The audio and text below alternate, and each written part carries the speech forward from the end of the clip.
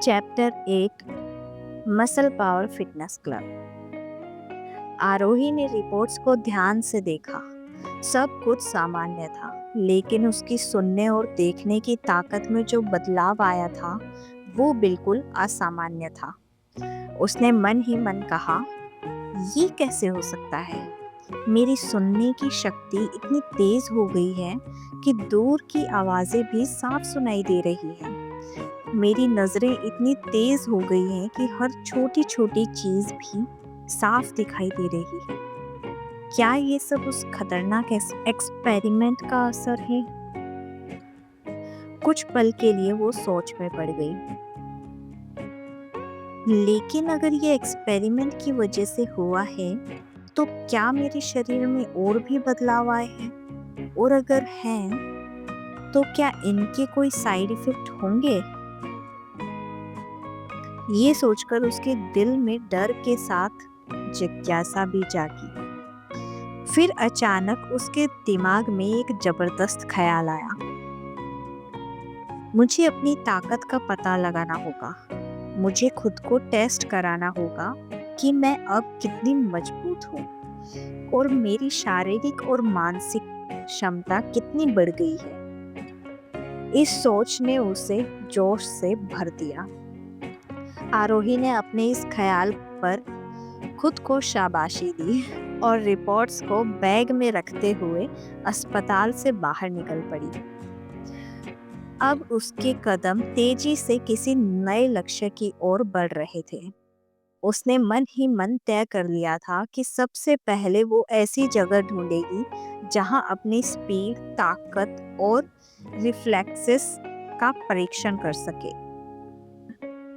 अस्पताल से बाहर आते ही उसने महसूस किया कि चारों तरफ का शोर उसे बहुत साफ सुनाई दे रहा था, जैसे हर आवाज उसके कान के पास आ रही हो।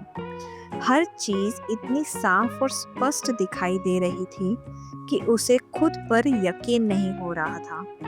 उसके मन में अब बस एक ही सवाल गूंज रहा था, मेरे अंदर और क्या-क्या बदलाव आ चुका है? क्या मैं वही आरोही हूँ जो पहले थी? ये कहते हुए उसके चेहरे पर एक अलग ही आत्मविश्वास था। वो जानती थी कि अब उसकी जिंदगी में सब कुछ बदलने वाला है। आरोही ने एक राहगीर से पूछा, यहाँ आसपास कोई ऐसी जगह है जहाँ फिटनेस टेस्ट कराया जा सके? राहगीर ने मुस्कुराते हुए जवाब दिया, हाँ, यहाँ से थोड़ी ही दूर पर मसल पावर फिटनेस क्लब है। वहाँ लोग आर्मी और मिलिट्री की तैयारी के लिए अपनी फिटनेस चेक करवाते हैं और क्लब के ट्रेनर से ट्रेनिंग भी लेते हैं। आरोही ने बिना समय गवाए वहाँ जाने का फैसला किया। कुछ ही देर में वह उस क्लब के सामने पहुँच गई। उसने इमारत पर बड़े बड़े अक्षरों में लिखा नाम पढ़ा, मसल पावर फिटनेस क्लब। नाम पढ़ते ही वह थोड़ी देर के लिए रुकी, एक गहरी सांस ली और फिर अंदर चली गई। क्लब के अंदर जाते ही उसका ध्यान वहां के माहौल पर गया। चारों तरफ मशीनों की आवाज आ रही थी। लोग अलग अलग मशीन पर एक्सरसाइज कर रहे थे। दीवारों पर बड़े बड़े पोस्टर लगे थे जिन पर फिटनेस से जुड़े स्लोगन लिखे थे। कुछ लोग वजन उठाने की कोशिश कर रहे थे तो कुछ लोग मशीनों पर दौड़ रहे थे। हर तरफ एक अजीब सी एनर्जी और जोश महसूस हो रहा था। आरोही ने काउंटर की तरफ देखा और वहां बैठे लड़के के पास गई। लड़के ने उसे देखा और उसकी पतली दुबली काया देखकर थोड़ी हैरानी से पूछा, क्या आप सच में फिटनेस टेस्ट देना चाहती हैं? आरोही ने आत्मविश्वास से कहा, हाँ, मुझे अपना फिटनेस लेवल चेक करवाना है। लड़के ने कुछ पल उसे गौर से देखा और फिर मुस्कुराते हुए कहा, ठीक है, लेकिन पहले आपको रजिस्ट्रेशन कराना होगा, इसके लिए 500 रुपए लगेंगे। आरोही ने बिना कुछ कहे पैसे निकालकर दे दिए। लड़के ने एक कागज पर कुछ लिखा और उसे पकड़ाते हुए कहा, आप मशीन नंबर 3 पर जाइए, वहां आपका बेसिक फिटनेस टेस्ट होगा। आरोही ने कागज लिया और मशीन की तरफ बढ़ने लगी।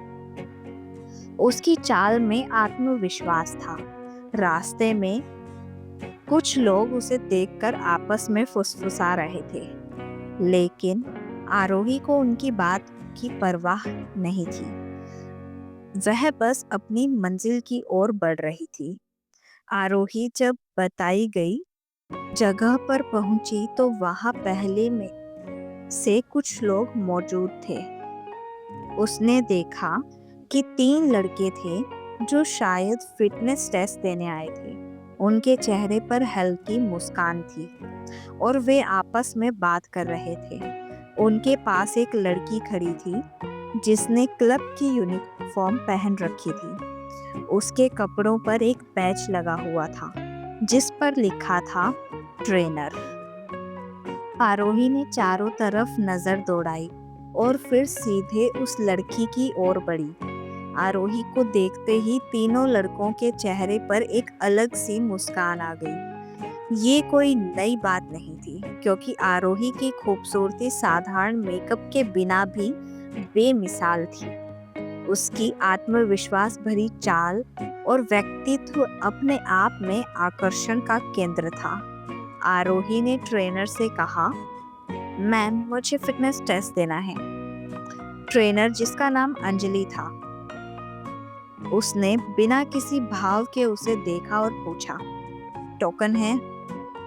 आरोही ने तुरंत वह टोकन दिखा दिया जो उसे काउंटर पर 500 रुपए देने के बाद मिला था। अंजलि ने टोकन को देखा और ठंडे स्वर में कहा, ठीक है, वहां जाकर बैठ जाओ, अपनी बारी का इंतजार करो। आरोही ने देखा कि वहां पहले से 4 लोग अपनी बारी का इंतजार कर रहे थे। उनमें से 3 वही लड़के थे जो शायद अपनी फिटनेस टेस्ट के लिए आए थे। चौथा एक लड़का था जो मशीन पर अपना टेस्ट दे रहा था। आरोही ने चुपचाप जाकर एक कोने में बैठने का फैसला किया। उसका ध्यान चारों तरफ हो रही गतिविधियों पर था। लड़कों के चेहरे पर अब भी मुस्कान थी, लेकिन आरोही ने उन्हें नजरअंदाज कर दिया। वह अपनी बारी का इंतजार करने लगी, लेकिन उसके अंदर एक अलग सी बेचैनी थी। उसे लग रहा था कि इस टेस्ट के जरिए उसकी कुछ ताकतों का राज खुल सकता है। आरोही चुपचाप अपनी बारी का इंतजार कर रही थी जब उन 3 लड़कों में से एक, जिसका नाम हरमन था, उसकी तरफ बढ़ा। उसके चेहरे पर एक शरारती मुस्कान थी। वह आरोही के करीब आया और धीरे से बोला, हे, कैसी हो? आरोही ने उसकी बात को पूरी तरह नजरअंदाज कर दिया। उसकी आंखें सीधे सामने लगी मशीन पर थी, जैसे हरमन की मौजूदगी का कोई फर्क ही नहीं पड़ा। हरमन ने फिर थोड़ा और पास आकर कहा, मैंने पूछा, सुनाई नहीं दिया क्या? आरोही ने उसकी तरफ एक बार भी नहीं देखा। अब हरमन के चेहरे पर हल्की झुंझलाहट आ गई थी। उसने थोड़ा तेज आवाज में कहा, ए मिस, तुम्हें सुनाई नहीं देता क्या? तुमसे बात कर रहा हूँ। लेकिन आरोही पर इसका कोई असर नहीं हुआ। वह अब भी शांत और अपनी ही जगह पर बैठी रही। हरमन को यह बात बिल्कुल पसंद नहीं आई। उसने वापस अपने दोस्तों की ओर देखा और फिर मजाकिया लहजे में बोला, ओए यार, देखो इसे, इस नाजुक गुड़िया को देखो, इससे लगता है कि ये हमारा वाला टेस्ट दे पाएगी। उसके दोस्त ये सुनकर हंसने लगे। हरमन ने और जोर से कहना शुरू किया, तुम्हें पता है यहाँ आने वाले लोग क्या होते हैं? आर्मी वाले, और तुम तो शायद सीढ़ियां चढ़ने में ही थक जाओगी। क्या सोचकर यहाँ आई हो? आरोही अब भी चुप थी, लेकिन उसकी आंखों में हल्की सी चमक थी, जैसे वह हरमन की हर बात को गहराई से याद कर रही हो। हरमन ने आरोही की चुप्पी का फायदा उठाने की कोशिश की और जोर से बोला, पक्का कोई मजाक हो गया होगा, शायद गलती से यहाँ आ गई हो। अच्छा बताओ, फिटनेस टेस्ट के बाद तुम क्या करने वाली हो? शायद चाय पीने जाओगी और बोलोगी, बहुत मेहनत कर ली। उसके दोस्तों ने फिर ठहाके लगाए। हरमन अब सीधा आरोही के सामने खड़ा हो गया और उसकी कुर्सी की तरफ झुकते हुए बोला, वैसे तुम जैसे लोग यहाँ क्यों आते हैं? शायद हमें इंस्पायर करने के लिए, क्योंकि तुम्हारी हालत देखकर तो कोई भी खुद को फिट मान लेगा। लेकिन हरमन की उम्मीद के विपरीत आरोही के चेहरे पर अब भी शांति थी। उसके नजरें हरमन की आंखों में जाकर ठहर गई। वह बिना कुछ कहे एकदम शांत भाव से उसे देखती रही। हरमन को यह नजरअंदाज करने का तरीका और ज्यादा खटकने लगा। उसके दोस्तों ने उसे खींचकर वापस बुलाया। चल यार छोड़, कहीं यह सच में रो ना दे। हरमन ने एक आखिरी बार आरोही की तरफ देखा और अपने दोस्तों के साथ जाकर खड़ा हो गया, लेकिन उसके चेहरे पर अब भी गुस्सा और झुंझलाहट साफ नजर आ रही थी। आरोही, जो अब भी शांत थी, बस अपनी बारी का इंतजार कर रही थी। उसके चेहरे पर हल्की मुस्कान थी, जैसे वह जानती हो कि उसका जवाब हरमन को कब और कैसे मिलेगा। हरमन और उसके दोस्तों की हंसी गूंज रही थी, लेकिन आरोही के चेहरे पर आई हल्की मुस्कान बता रही थी कि यह खामोशी किसी बड़े तूफान की तैयारी है। क्या आप भी अंदाजा लगा सकते हैं कि आगे क्या होगा? अपने विचार कमेंट में जरूर बताएं। तब तक के लिए बाय।